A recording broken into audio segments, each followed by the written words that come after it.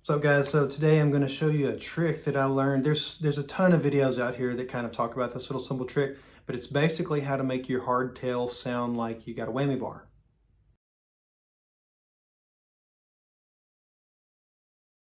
So I was listening to the Crazy Train solo, and I used to play this. I still play it all the time, and I use a whammy bar, and typically when it starts off that first lick, I'll do the whammy. I'll show you a cut in a minute how I do it, but typically I'll do those hammer-ons and pull off the siren sounding part, and I'll just hammer on and trill and dive and come back.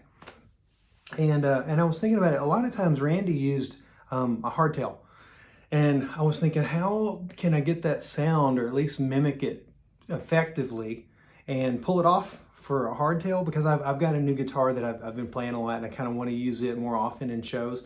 And I was thinking, well, what if I have this one? How would I pull that sound off? Anyways, long story short, I'll show you what I figured out. All right, so in this video, I'm going to show you just quickly. I gotta make a note of this guitar is tuned to D standard instead of E standard like most guitars, but so it sounds really low. Anyways, for the purpose of showing you the technique, I'm going to use this one and show you how I come into that solo and use the whammy to dive down whenever I'm playing that lick. So usually I'm going to play a bar before the lick, and then you'll know what I'm talking about. So it's like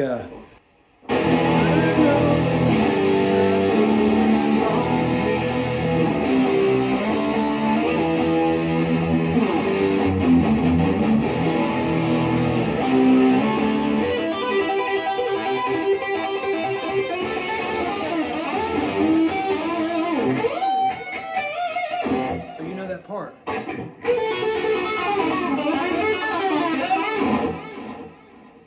So that part is where typically, because I've always playing with a whammy bar, typically that's, I just dive that, I'll trill those two pieces between here, which is what is that?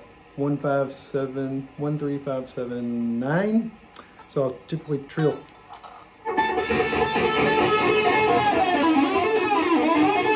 Typically that's where I trill it and just dive the bar. But I figured out a way to do it on hardtail that makes it sound siren-like. So the technique's going to involve doing kind of a pre-bend and then tapping on. It's almost always 4 frets above where you're bending from. It's just kind of typically, because if you think about the pentatonic scale, it's always 4. So that song is in F sharp, so it'd be.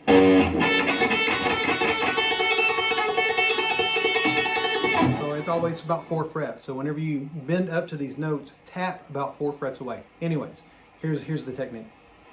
I know that things are going wrong for me.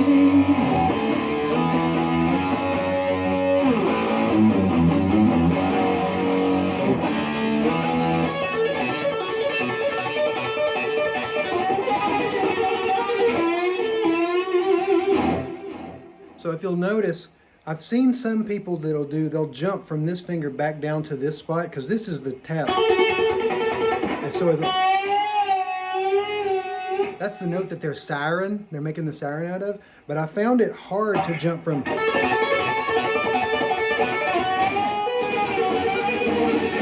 I found it hard and clunky to get back there. So I find it easier, since I'm already tapping here.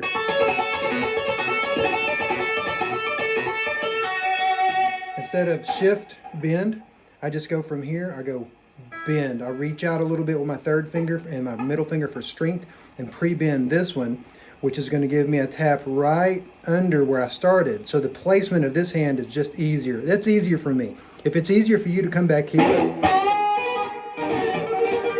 then do it that way. But I'm doing it this other way. So.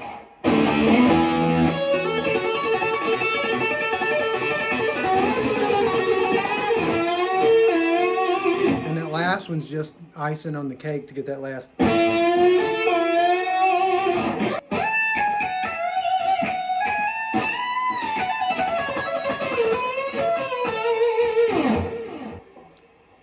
Here's that piece slowed down.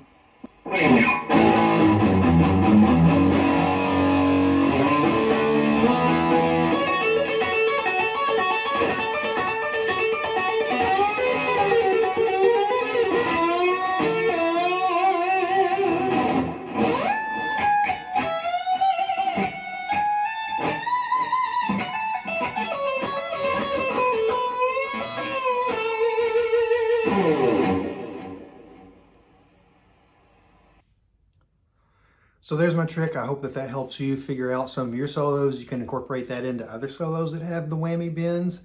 And it doesn't sound perfect, but it would sound plausible. If I heard somebody doing it live, I might recognize that. Obviously you can see that it's a hardtail, not a whammy, but I don't think that Randy does it anyways. He's not using a whammy hardly ever. So I'm not exactly certain how he pulled it off, but again, he's Randy Rhodes.